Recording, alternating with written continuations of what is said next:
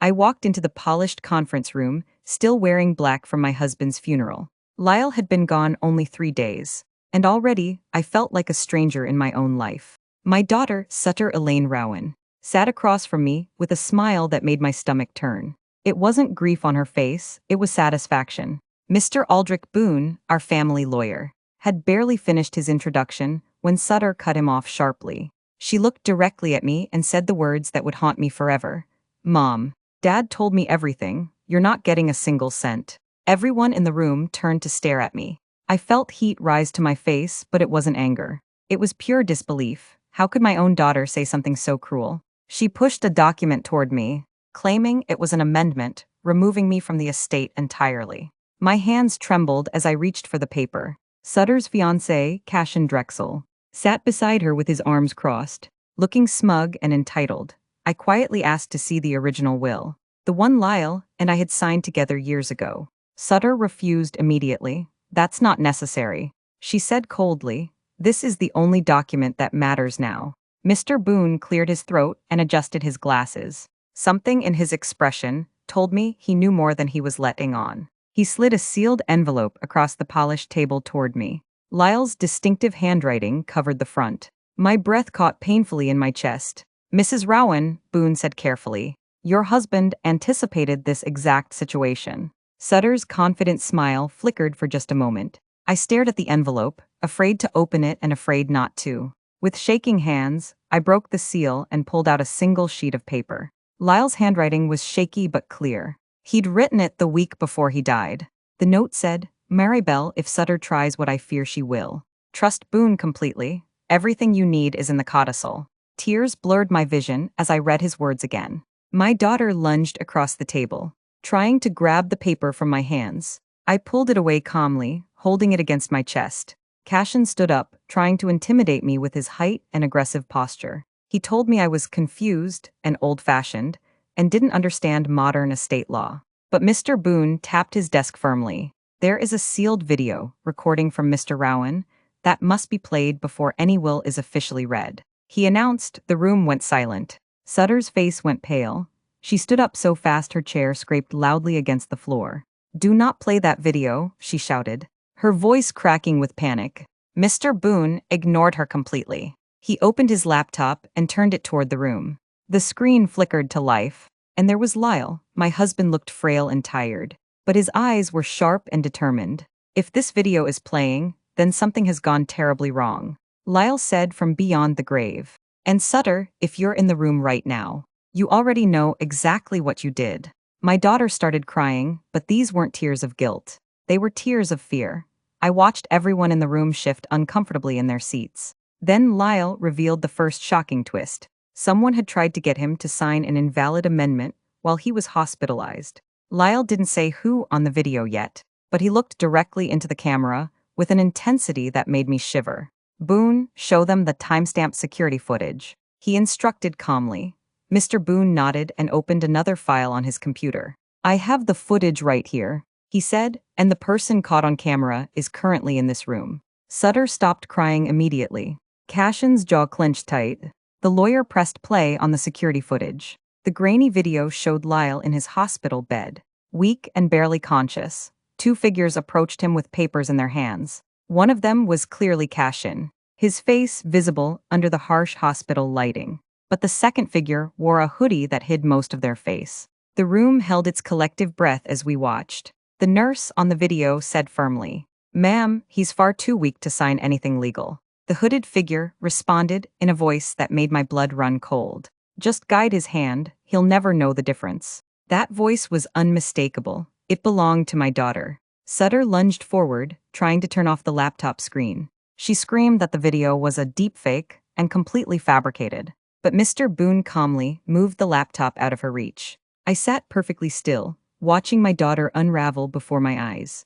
"Mrs. Rowan," Boone said quietly, "before we continue with the official reading, you should know something important. Your husband changed the beneficiary list 2 weeks before his death. He didn't tell anyone except me." My heart stopped beating for what felt like several long seconds. Mr. Boone pulled out another document from his leather briefcase. This was the real will, Lyle's final legally sealed version.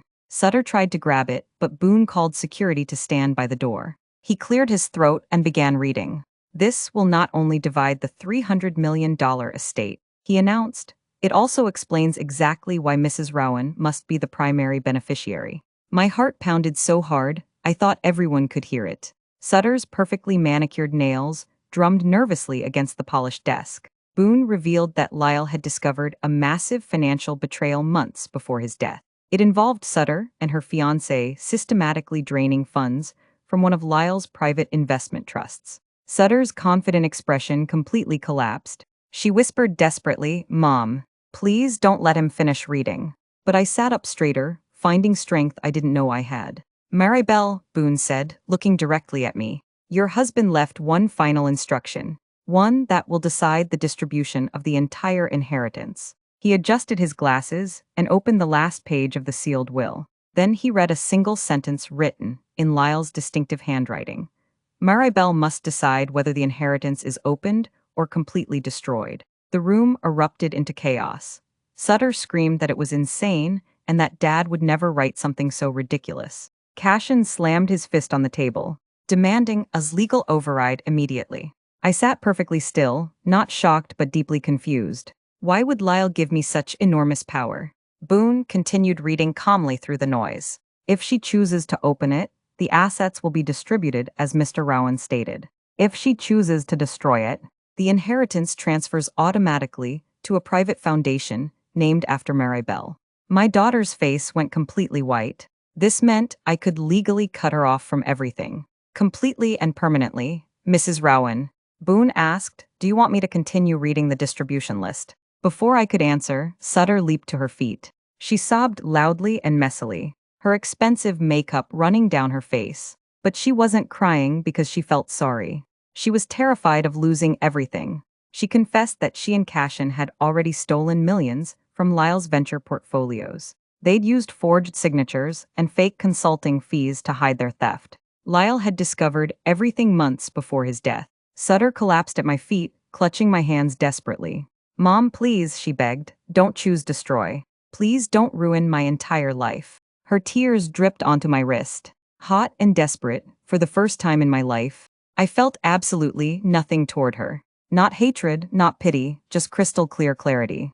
Cashin roughly pulled Sutter up from the floor, whispering harshly that they still have other options. His tone was sharp and threatening. Mr. Boone interrupted their whispered conversation. The will contains a second sealed envelope, labeled specifically for Maribel only. He announced. He placed it carefully in front of me. Sutter immediately grabbed for it, but security stopped her firmly.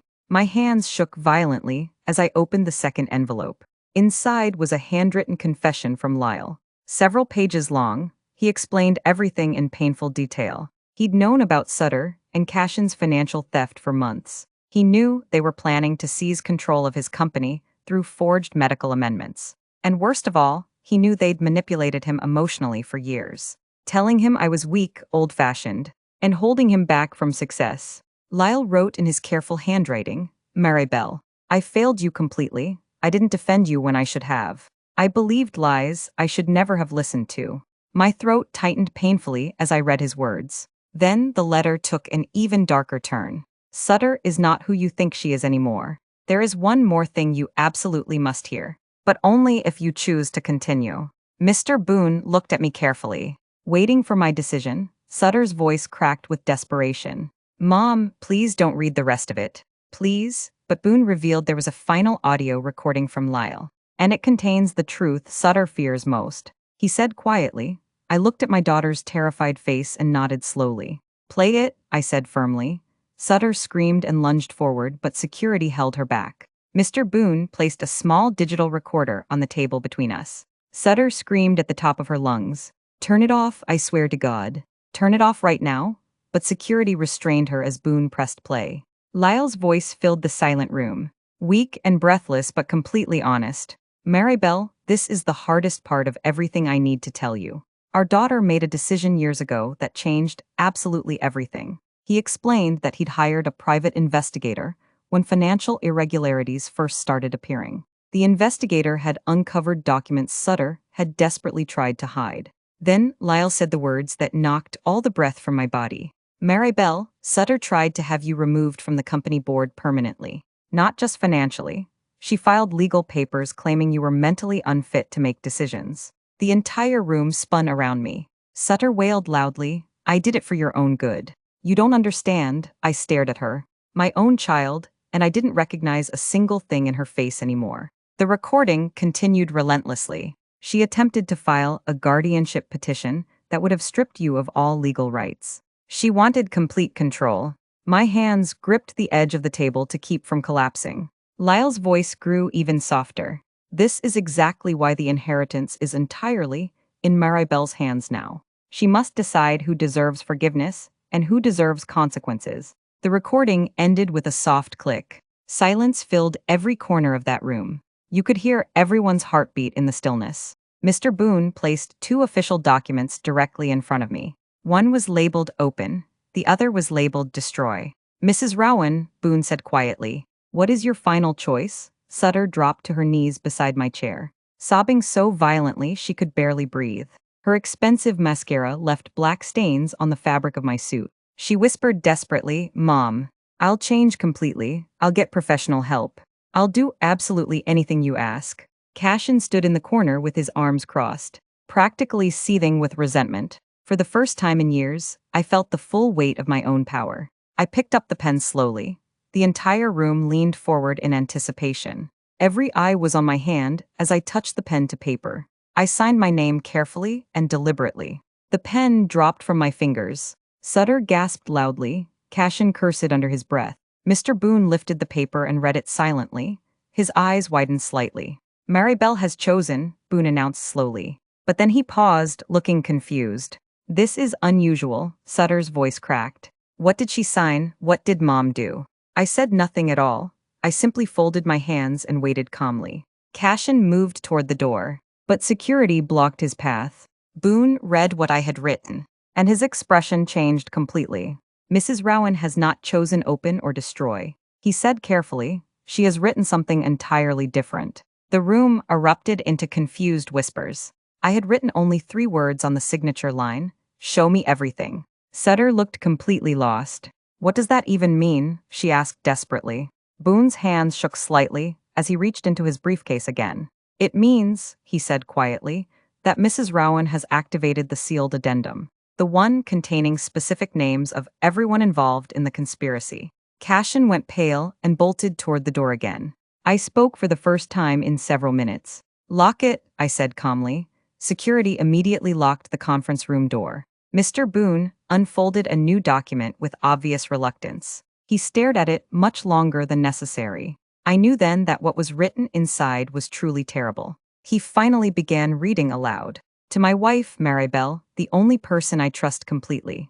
The following names are directly involved in the financial breaches against my estate. The list started with Cashin Drexel and Sutter Rowan. Then he named 2 financial associates I'd never even met before. Boone stopped reading suddenly. His eyes slowly lifted to meet mine.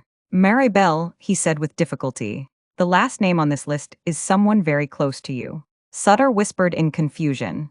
Dad wouldn't do that to me. Cashin threatened Dre to secure Sutter's inheritance faster. Boone explained quietly. He used blackmail and physical intimidation. Sutter turned on Cashin, looking completely horrified. What did you do to my brother? She demanded, Cashin whispered weakly. It wasn't like that at all. But it was exactly like that. Lyle had meticulously documented every conversation, every suspicious bank transfer, every coerced signature. Dre wasn't a criminal. He was a victim. There is video proof of the threats.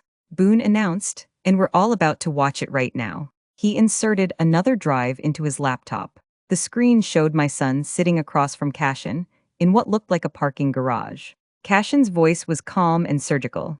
You're going to help me move these funds. Dre, if you refuse, your mother loses absolutely everything. My breath left my body completely. The video continued playing. Sutter thinks she deserves the whole estate. And I completely agree, Cashin said coldly. Your mother is in our way, so sign this document and keep your mouth shut permanently. Dre signed with violently trembling hands. Sutter watched the footage like someone seeing their own reflection, clearly for the first time. She whispered in horror, Cashin, What have you done to my family? He whispered back venomously. Exactly what you asked me to do. The room shattered into pieces. Boone stopped the video and looked at me with genuine compassion. There is one final recording. He said gently, Lyle's last words. Recorded specifically for you. Maribel, he pressed play without waiting for permission. Lyle appeared on the screen one last time. Frail and pale but completely aware. My love, he said softly, if you're hearing this, then the truth has finally reached you. Lyle's voice trembled with emotion. I know what Sutter tried to take from you. I know what Cashin planned, and I know what Dre suffered. He inhaled painfully. I leave you complete control. Maribel, because you are the only one who never wanted the money. You only wanted our family intact. Sutter broke into full, body-shaking sobs. Lyle continued speaking from beyond death. If you choose to dissolve the estate, I support you completely. If you choose to keep it, I support that too, but whatever you decide, let it reflect your heart, not their greed. His voice grew softer. I love you. Maribel, do what's right, not what's easy. The screen went black. Silence swallowed the entire room. Everyone waited, frozen, wondering what I would truly decide. I stood slowly and took the signed document from Boone's hands. I looked at my daughter, then at the locked door where Cashin stood trapped. I choose forgiveness, I said quietly. For Dre and Sutter, but Cashin gets nothing. Police sirens wailed outside as authorities arrived to arrest him. I pulled my sobbing daughter into my arms and whispered, we'll heal together, because that's what Lyle would have wanted. That's what love demanded, and for the first time in months, I finally felt the peace my husband had fought so hard to give me. In the end, it wasn't the money that broke us. It was the lies built around it. But I learned something in this storm. You don't fix betrayal with more betrayal. You fix it with truth, courage, and a steady hand. My husband left me the power to destroy or restore. And I chose to restore. Because wealth fades, reputation fades, even anger fades. But the way we treat each other at our lowest moments, that becomes our legacy. So I closed this chapter knowing one thing. I did not let greed write the ending. I did. Got a story, let's tell it together. Here on this channel, your voice matters. If you have a personal story, a revenge moment, a betrayal twist, or even an idea that you think would make our narratives sharper, more emotional, or more entertaining, share it with us. Tell us what themes you want more of. What twists keep you hooked? What parts of our stories hit you the hardest? Or what you'd love to hear next? Drop your thoughts, stories, and suggestions in the comments below. Let's build this amazing community together, one powerful story at a time. Your story could be the next one featured. Don't be shy, we're listening.